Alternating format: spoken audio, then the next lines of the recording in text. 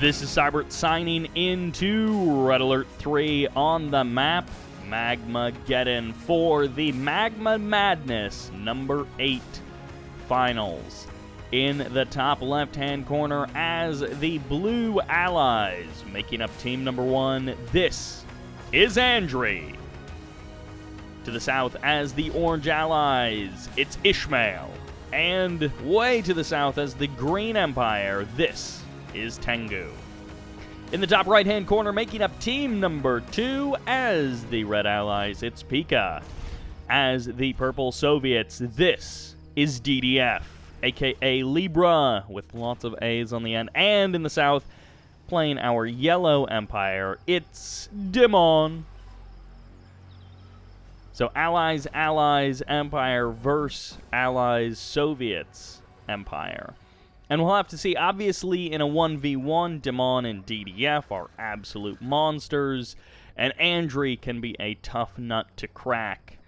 But we will have to see how this plays out in a team game scenario.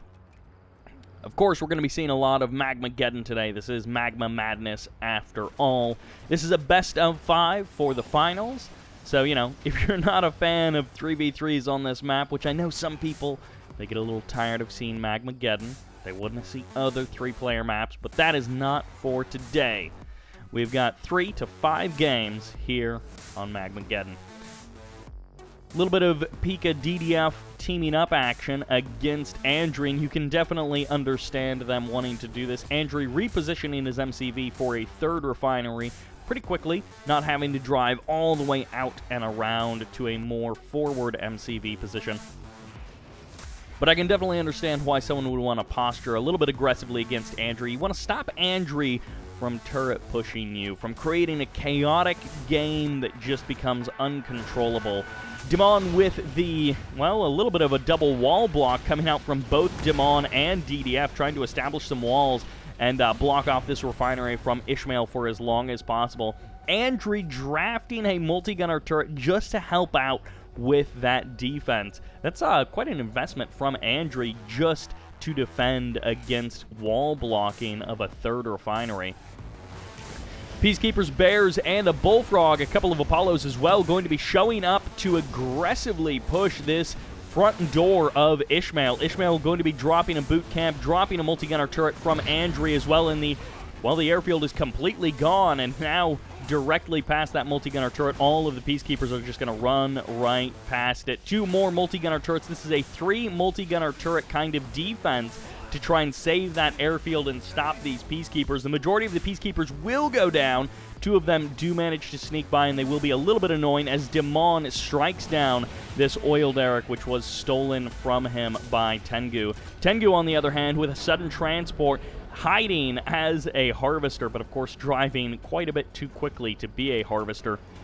Going for a little bit of harassment of DDF. Dimon going to be handling that with his Tengus, and going to be handling that quite nicely, it looks like, with his Tengus, able to take down that sudden transport as a couple of Sickles trying to deal with all of Andrey's Peacekeepers, and the Peacekeepers are in good enough numbers that 2 mere Sickles will not be able to deal with this. IsMaiL and Andrey with just a ton of Peacekeepers, again representing quite an investment into just sheer Peacekeeper numbers.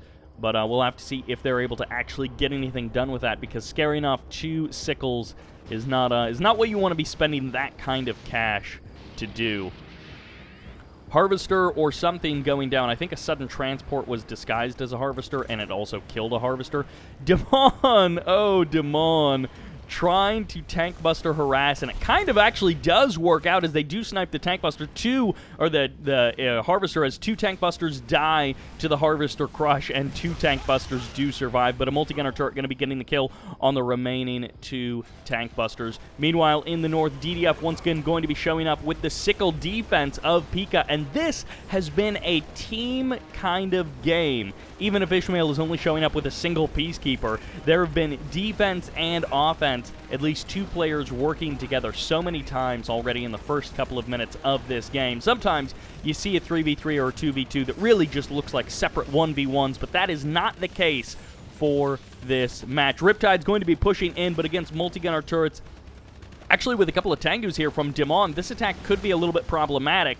They don't actually get the kill on the Vindicator, and now the Apollo with the repairs is going to be able to scare away both of these Tengus. Goodbye, Tengus. That actually did turn into basically nothing. It almost was something, but it's almost too fragmented. The Apollos do get a kill on a Vindicator, going to be trading one Apollo for that, and a Vindicator making a bombing run against the multi-gunner turret, trying to break that down as Andrey's defense might be weakening a little bit here. Brings his Riptide into range of the repairs on that airfield, so he will be able to win that 1v1 fight. Harvester did go down, it looks like, and on the north, the Tengu did manage to escape, at least for now. IsMaiL taking a lot of damage on that Apollo, somewhat unnecessarily, but that's certainly not the end of the world. Another Riptide going down. Andrey being somewhat disrupted, but at the same time, 4 refineries. If he can get those up and running, he is going to be in a very comfortable spot. Pika with the scouting dog over at the water expansion, just to keep an eye on that watery refinery if it ever gets taken by Andrey. Tengu showing up with defensive Tengus and going to be dropping directly on top of the Javelin Troopers. That's a nice catch for him. Trades out 1 Tengu for all of this infantry. Probably doesn't want to fight the multi-gunner turret. I don't know that that's the wisest decision, but he's going to turn around and try and take down a couple of the Tengus, and this does not work out. Tengu, who looked like he was jumping on an easy target, a couple of infantry units, ended up trading out his Tengus for not as much value as he wanted. Successful harassment of that Harvester and also killing off the airfield is a great move for our team on the right side. Andrey under some serious pressure, a body block by IsMaiL, using a barracks to try and save this MCV, and I think it will actually be enough, but Pika's Peacekeepers and Javelin Troopers showing up, adding extra punch to this army as an Apollo explodes over top from DDF's anti-air. And this defense is very messy by Andrey and IsMaiL, but Andrey has been defeated, handing everything over to IsMaiL, and this 2v3 situation rarely works out, but never give up hope. Every once in a while we see an amazing game be born out of this, and that is not this game. Tengu and IsMaiL have been defeated. It did feel like our team on the right side simply outmatching our team on the left side, but that is how these things go. A little bit of a snowball starts to roll, and suddenly it's out of control for our team on the left side. But I don't feel like that's necessarily representative. We'll have to see if this continues to just be a slugfest from our DDF, Dimon, Pika team. But I have faith that Andrey can cause the chaos to potentially put a win on the board, but let's find out what happens in game number 2. Which brings us to a little bit of a flip-flop in terms of where players are. In the north as the red allies, this is Pika. In the middle as the purple Soviets, it's DDF. And in the south as the yellow Empire, it's Dimon. Now onto the right side, our team that's down 0-1. As the Cyan Empire, it's Tengu. As the blue allies, this is Andrey. And as the orange Empire, this is IsMaiL. So yeah, we did flip left and right, but other than that, everything is fairly consistent. Andrey still playing the allies, but IsMaiL having flip-flopped to the Empire. Also kind of curious, running the engineer the long way. I mean, it probably will be fine. I trust IsMaiL knows what he's doing there. But our team on the left side now, having taken that first game, previously being the team on the right side. Ooh, the engineer does go down. Andrey with a great kill of Pika's engineer.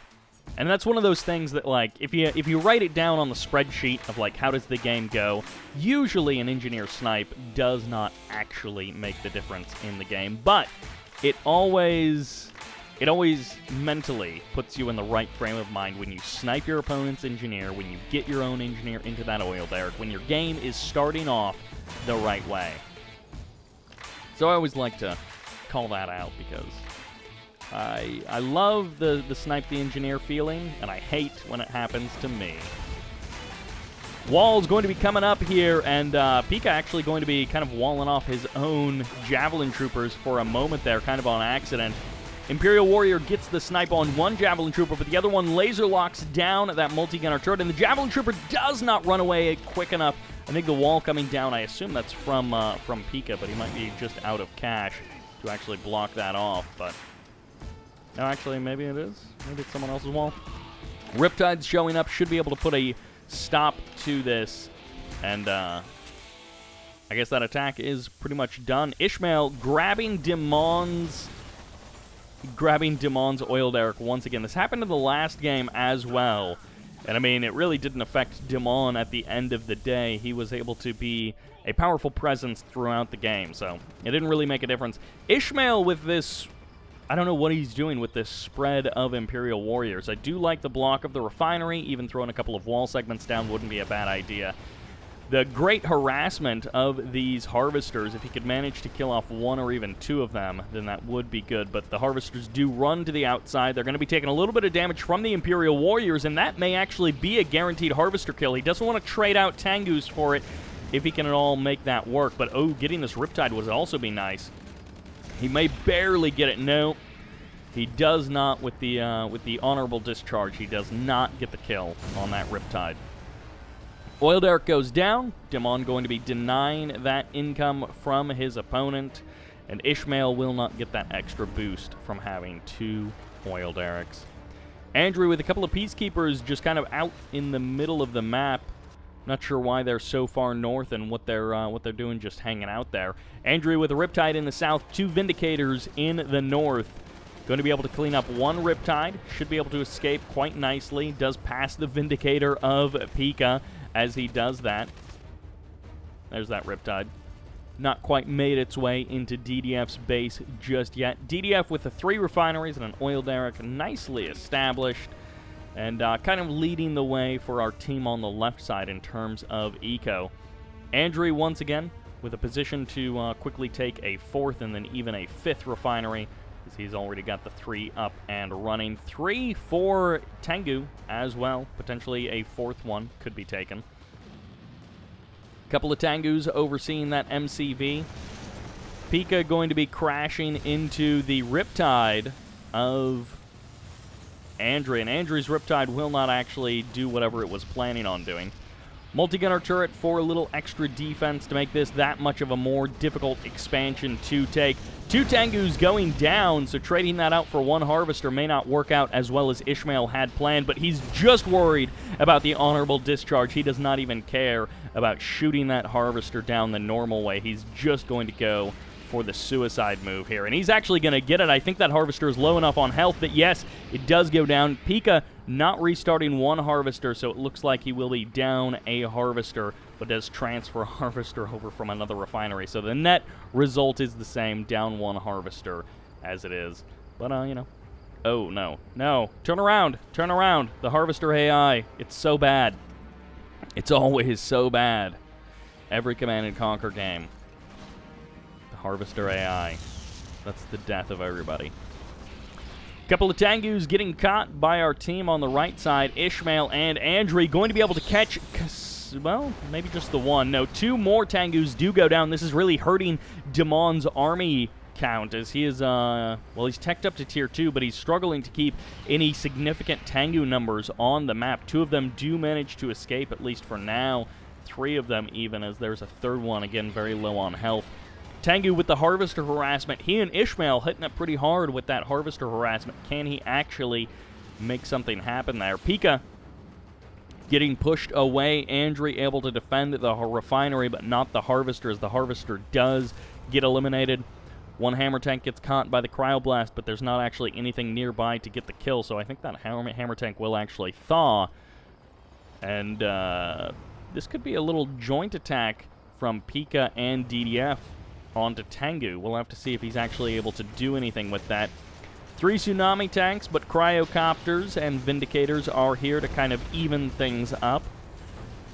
2 tsunami tanks do still actually survive, at least for the current moment. Finally, the barracks gets cleaned up. Tengu with a couple of tank busters, a couple of Tengus also here. Bit of a sloppy engagement here. The Peacekeepers should be enough with the hammer tanks, but the hammer tanks are way up north just shooting walls. This is a bit of a botched attack here as Pika and DDF not joining forces. The Peacekeepers, in theory, could deal with the Tank Busters quite easily, but the Tank Busters, well, the Tengus got much more damage against the Peacekeepers than they really should have with a joint attack like this. One hammer tank down, the others are not quite as bold as attacking into a multi-gunner turret and an IFV, and a cryocopter is quite difficult. Wow, that attack was nothing. It turned into a big pile of nothing. All of the hammer tanks but one ended up going down. The cryocopter is now going to be getting chased away by MiGs and Tengus, but this could end up being a bit of an even trade. No, the Apollos do manage to get dropped on these by these MiGs and Tengus, but the multi-gunner turrets really the things being the evening up the score. At any rate, engaging over those multi-gunner turrets was a great move by Andrey. And cleaning up those Tengus and the MiGs ended up being worth it, I think. And I think that will do it. That is game number 2 going to our team on the right side. Tengu, Andrey, and IsMaiL going to be able to take that. And I guess whoever saved this replay was the one who left that game. So that's why it appears that everyone was defeated. Game number 2, it's kind of interesting how we see things kind of flip-flop. Pika, DDF, and Dimon looking so crisp and clean in game number 1 and so sloppy and disorganized in game number 2. Andrey, IsMaiL, and Tengu much more in control there in game number 2. And we have got a 1-1 score, a very even-feeling series. It's not like there was some hokey thing that happened in game number 2 where Nevercheese, Andrey, Tengu, and IsMaiL like squeaked out a win on a weird set of circumstances. But no. There we go. They just simply played better. Lots of mistakes made by Pika, DDF, and Dimon in that game, but let's see what happens in game number 3, which means we flip-flop once again. So I'm kind of curious now that our team that was originally on the left side is back on the left side, how this game is going to go, because it's going to be really funny if every time it's just whoever's on the left side loses and whoever's on the right side wins. In the top as the Blue Allies, this is Andrey. In the middle as the Cyan Empire, once again, this is Tengu. In the south as the Orange Empire, it's IsMaiL. And in the top right, making up team number 2 as the Yellow Empire, it's Dimon. I know a lot of people are going to be disappointed that Dimon is not playing Soviets. But in the middle as the Red Allies, going for airfield first, it looks like. No, he did get a barracks. It is Pika. But a fast airfield nonetheless. I mean, check this out. Check out these refinery timings. Anyways, in the south, as the purple Soviets, it's DDF. The teamwork really feeling it in game number 1, really not feeling it in game number 2. A couple of Peacekeepers and a Vindicator all heading up to the north side. They're going to be overwatching this road, this oil derrick. Goodbye. Perfect bomb splitting.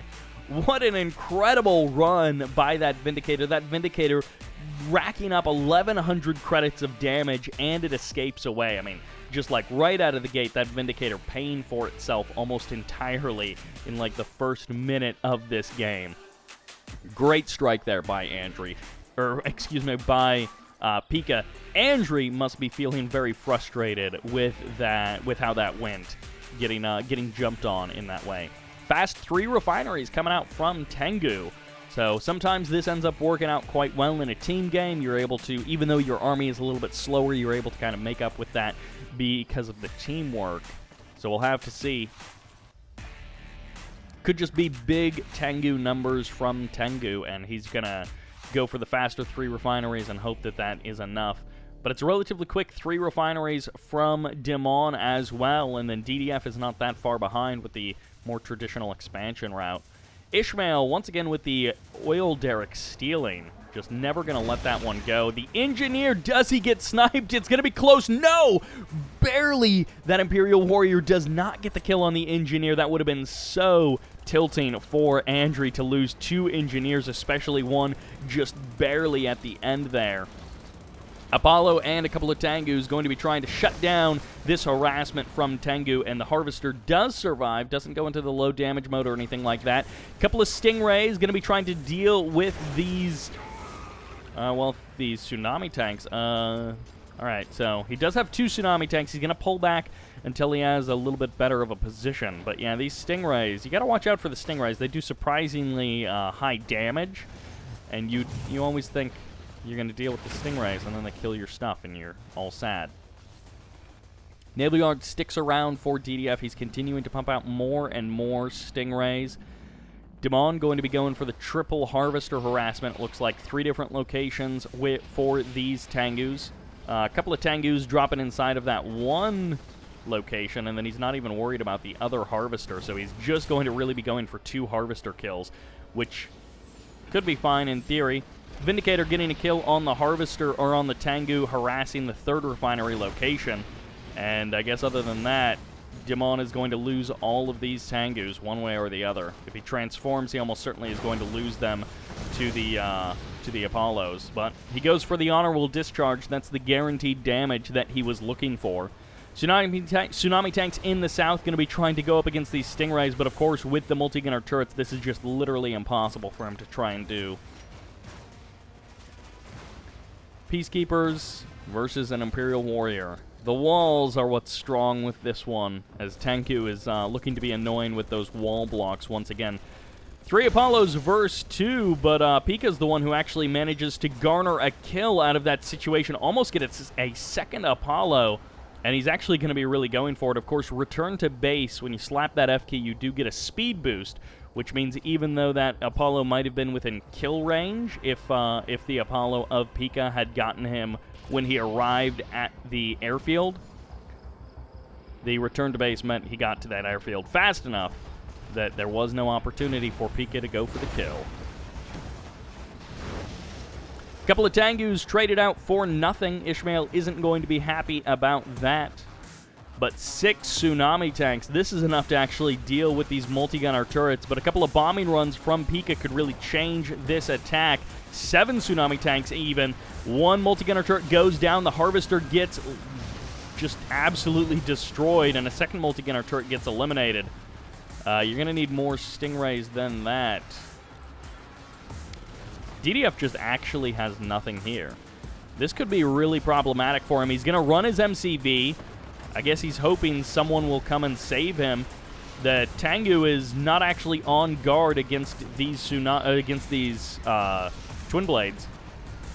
The Tsunami tank's vulnerable to an attack from the air, and they're going to go for the Crush. The MCB manages to get the Tengu. That means the anti-air is even weaker. The Bullfrogs trying to run defense for the Twin Blades, but they're not quite good enough. And these Tsunami tanks, with the surround and the kill of the MCV, a good strike by IsMaiL. Even gets a fully heroic Tsunami tank out of the mix. Goodbye, Twin Blades. Loses another Tengu, but that's okay, as he's chasing down these Bullfrogs further and further to the north. Dimon going to be trying to make something happen against Andrey, but Dimon and Pika, they might get the refinery. I don't know that they'll get too much more than that. DDF's army is almost just completely out of this at this point. He does have a Naval Yard. He can rebuild his MCV, and he's got the 3 refineries, so his economy is okay, but it is nowhere near where he wants to be. Not having the MCV, he's at a flat kind of line.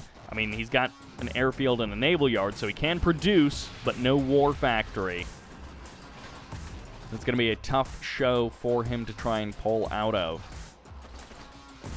Dimon getting harassed by Tengu, loses the Harvester, it looks like, and maybe he'll get the Tengu when it tries to fly away. He might try and bait it out with the double chopper VX. 2 strikers, or one striker and 1 chopper, rather, to get the guaranteed kill. Couple of Imperial Warriors going down. Dimon not having the big wins that he's really looking for. Tsunami tanks just finding their way back in to DDF's base, and DDF really struggling to deal with this Empire army. He literally has, I think, nothing that can shoot these Tsunami tanks. He's just strapped for cash, and now he's going to be up against 3 Tengus and 4 Tsunami tanks, all with point defense drones. DDF isn't necessarily dead, but he is out of the game. There we go. Pika and Libra have been defeated. It's all up to Dimon. Can Dimon 1v3 with like 2.5 players economy? The answer is no. They break the curse as Andrey, Tengu, and IsMaiL, I almost said Pika, and IsMaiL get the win in game number 3, putting themselves into a match point position. 2-1. Game number 4 either decides this series or sends us to the ace match. Once again, kicking it off on Magma Madness. In the north, as the Green Empire, it's Tengu. As the Orange Empire, it's IsMaiL. It's been pretty successful, that Orange Empire, for IsMaiL. And in the south, as the Blue Allies, it's Andrey. Making up team number 2 as the Purple Soviets, this is DDF. As the Yellow Empire, it's Dimon. And in the south, as the Red Allies, it's Pika.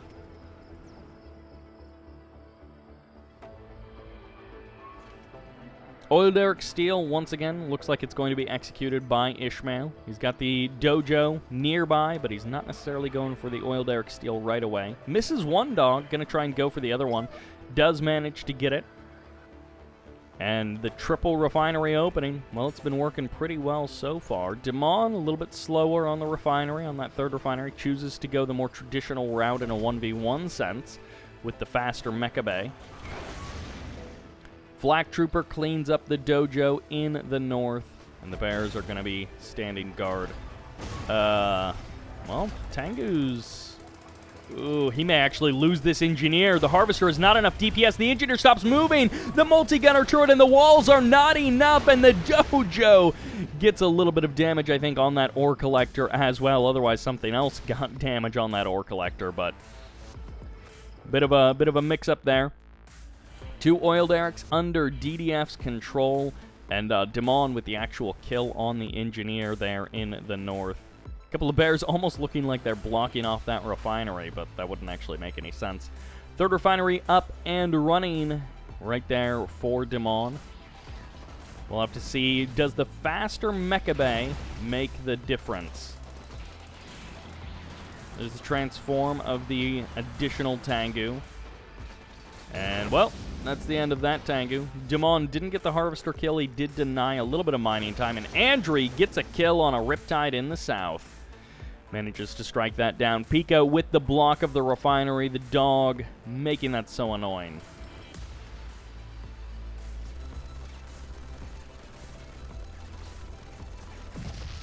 Wow. That Apollo, and then another Apollo shows up and just gets the kill. That was such an incredibly close Apollo knife fight there. But, and it's kind of funny how the animation of the bullets continues on even though there is no more damage to be done.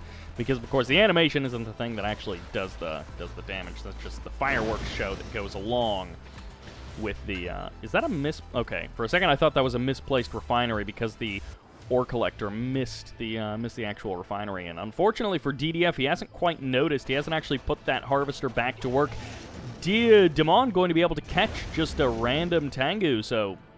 nice catch there by Dimon. Pika getting pushed back from his watery third refinery location by Andrey. At the same time, Andrey getting harassed a little bit by the forces of Pika. The Riptide goes down. The Apollo escapes. But IsMail's Tengus are joining forces with Andrey for the defense. Pika, on the other hand, might actually get the kill on that power plant, and he does indeed. Trading out a couple of Peacekeepers for it is going to be worth it in terms of actually disrupting your opponent. This harvester still off the line for DDF, so he's got 3 refineries but only 2 working harvesters, and it's very sad for him. He might actually soon have 4 refineries, but still only 3 working harvesters. As you can see, Andrey in low power mode because he lost that power plant way down here in the bottom, and actually somehow 1 Peacekeeper survived, so IsMaiL called off the dogs, called off the Tengus a little bit too early there, and that Peacekeeper is going to be annoying for another minute or so. I mean, it's not a big deal to take it out, but at the same time, all the damage that it can do, all the problems it can cause is something you don't want to have to deal with. 1 Apollo going down, a second one narrowly escaping, and Andrey getting hit pretty hard here. that Peacekeeper actually doing some pretty hefty damage to that airfield. Going to be joining up with 3 other Peacekeepers to kill more and more power plants, and that's actually going to severely hamper Andrey if he goes into low power mode once again. No more multi-gunner turrets for him, and yep, another power plant going down. Andrey just getting locked completely out of this game, completely shut down. Building 1 power plant in the north, might as well sell off that multi-gunner turret that's up there. Loses another power plant, and these multi-gunner turrets from Andrey, just money that he's spent doing nothing for him. IsMaiL on the harassment path against Pika, able to take down 1 harvester maybe, but really it's going to be the lost mining time is the only advantage he's going to be able to pull out of that situation. Okay, the Peacekeeper's coming from the north. I was like, it's great that you froze them, but what does that actually get you? But 1 Peacekeeper does manage to get the kill on both of those Tengus, gets himself a double vet status as well. And, well, Dimon, DDF, joining forces. This could be a very powerful strike against Tengu, who honestly doesn't have a whole lot going on. Looking around the mini-map, I'm not seeing a lot of green, which would represent what Tengu is actually doing with his 2 refineries and his production. He's going for a little bit of harvester harassment here. Dimon pulling most of his Tengus back, so I guess this is one advantage. You know, if you're Tengu, you actually do manage to slip a Tengu into your opponent's base and do some delaying with it. Not necessarily any real damage, but delaying your opponent from attacking is good enough. Andrey with the Harvester does manage to get the kill on the Peacekeeper. That Peacekeeper doing 50% damage to that refinery. Some serious work done by that Peacekeeper. And IsMaiL, oh, this is so frustrating. Losing this refinery. The Tengu is just kind of watching it happen. I don't know that the Tengu has enough DPS to stop this from happening. The Akula is going to get the kill regardless, but I guess now he's going to get the kill on the Tengu as well, and that Tengu is going to have nothing to say for it. Pika loses an Apollo, but it's going to be an Apollo versus way too many Tengus. There's the transform for the point defense drones by IsMaiL, but it does mean that that single Apollo had nothing to do. IsMaiL now going to be, I don't know, trying to chase down infinity Tengus from Dimon. Like, what are you going to do with your 1 Tengu versus all of this stuff from Dimon? Dimon could go for the box. No, he doesn't go for a box around the Tsunami tank. He does land near the Harvester, and he's going to try and catch these Tengus as they come onto the water, or come onto the land out of the water. It looks like the more DPS is just on the side of Dimon. There's the transform by IsMaiL to try to escape with 1 of these Tengus, but that is not going to work out very well. He does actually manage to escape with that 1 Tengu. The rest of the Tengus didn't actually transform, so I guess it ended up working out either way. This 1 Akula from DDF swinging around the south side of the map, just doing so much work out on the water where no one's really paying attention. Andrey's still in this game, but feeling like a smaller and smaller portion of the map is actually under Andrey's control. The game becoming chaotic for Andrey, but not in the way that he likes. Once again, losing the power plants. He still has this one in the north. He still has this multi-gunner turrets in the north. But honestly, those multi-gunner turrets not necessarily doing him a lot of good. He's got enough power for them for now, but not enough power to stop Pika's multi-gunner turret from harassing his Harvester. IsMaiL with the Tengus and the Tsunami tanks being a strong defense against Dimon. DDF losing Harvesters, or at least mining time, to the Tengu harass of Tengu. And it looks like Tengu is actually going to be losing all of his Tengus and not actually making good use of the honorable discharge either, which is just a little bit unfortunate. IsMaiL has been defeated, hands everything over to Tengu, and Andrey as well has been defeated a little while ago, but I didn't actually notice that one happening, and that is probably going to do it. An amazing 1v3. We would all love to see it, but it is not meant to be. That will do it. 2-2 is the score as we head into the ace match. Quite an even back and forth. Each of the games that each team has won has felt a bit one-sided. A bit of a slap in the face to the other team. But it's kind of funny because it's not like one team won 2 games in a row and then the other team won 2 games in a row. The momentum has shifted back and forth multiple times now, so Relatively short games and relatively lopsided games, but overall as a series, it's feeling quite competitive, and either team could take this final match, which will see us out on the rocky lava landscape of Magma Madness. In the north, as the Red Allies, this is Pika. In the middle, as the Purple Soviets, it's DDF, dominating that first Christmas tournament. And in the south, as the Yellow Empire, it's Dimon. Although these games were actually played before the Christmas tournament, so there you go. On the top right-hand corner of the map, as the Cyan Empire, it's Tengu. In the middle, as the Blue Allies, it's Andrey. And in the south, as the Orange Empire, it's IsMaiL.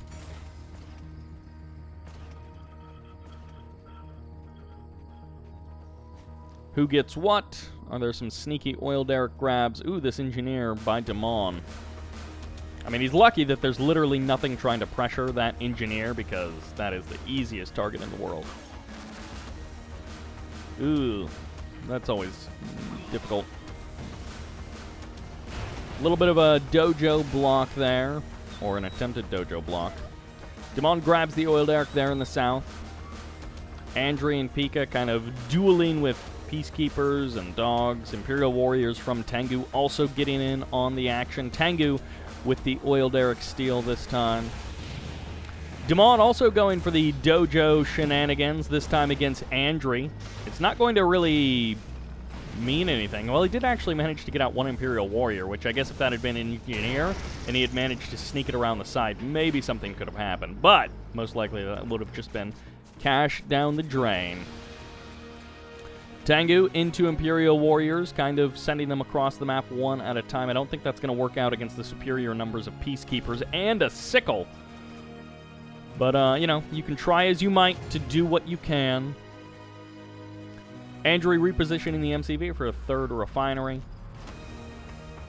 None of our Empire players went for fast 3 refineries. They all went more traditional openings, as you would typically see in a 1v1. Tengu harass on both sides of the map, I think, and I don't know that it's really working out too well for either player, for any of the players doing the harassment, rather. Ooh, lovely terror drone infect on that dojo core. Gets the cash back for it as well. This is something that I always forget to do, but the good players do it so much more actively than I do. I always, I either forget about it or I think like, oh, I want to wait for something big. And it's like the better thing is to just use it as much as possible rather than, oh, he actually got it! That Vindicator, like, last possible second that Apollo got the kill on that Vindicator. That was a tough trade there for Andrey because, you know, margins that slim, you think it's safe, and it's just not by the smallest margin possible. This airfield might actually be going down. This is not good for Andrey. If Andrey loses this airfield, IsMaiL showing up at the last second does manage to snipe both of those Javelin Troopers, and the Riptide goes down, the Peacekeepers go down, but the Tengus are going to finish off the airfield regardless. So the Vindicators from Andrey and the Tengus from IsMaiL did manage to stop one threat, but not the second threat. Shutting down that airfield, not necessarily the end of the world, but I mean, that's kind of the focal point of Andrey's early/mid game. So disrupting that massively disrupts what Andrey was trying to do there. I guess by however long it took him to rebuild that airfield and then however much cash he lost in the aircraft. But that was quite disruptive for Andrey. DDF with the infect on that Tengu just has to kind of wait it out. The reactive armor is activated, so DDF and his 3 refineries going to be getting back to work relatively soon here. Could even be going for a 4th refinery soon. Tengu harass there against Andrey. Dimon also going to be poking away at an oil derrick with that single Imperial warrior. This is a lot of Tengus committed to harassment of Andrey. Also out on the water, 4 Tengus do get caught, it looks like, by Tengu. And he also has 4 Tengus, but Dimon may actually be able to join together some of his forces. No, IsMaiL has got him on lockdown, so Andrey, IsMaiL, and Tengu all kind of joining forces to clean up this harassing army of Dimon. The damage against Andrey seems pretty heavy, taking him down to 1 refinery for just a moment there. Andrey has managed to maintain control of that oil derrick, which is definitely good. Apollo's getting a couple of shots off, but these Apollos are weakened, so it's going to be up to the Bullfrogs to really do the damage against the Tengus of Tengu. One lonely hammer tank. I don't know that that's going to be enough versus the instant reinforcements and the repairs of Tengu. Tengu trying to keep his economy online in the very far north. Oh, it's a harvester harassment with this terror drone. Going to be skirting along the very northern edge of the map. Hammer tank versus Tsunami. Another Tengu does go down. And once again, DDF being guarded by Dimon's Tengus. IsMaiL trying to go for that harassment, always trying to make it happen. And the transform of that harvester to the gun mode was not fast enough. That was a low-health terror drone, so if he had noticed maybe a second earlier, he would have gotten the kill on that terror drone almost certainly, and he would have saved that harvester. But as a result, that is, that's an extremely low-health terror drone.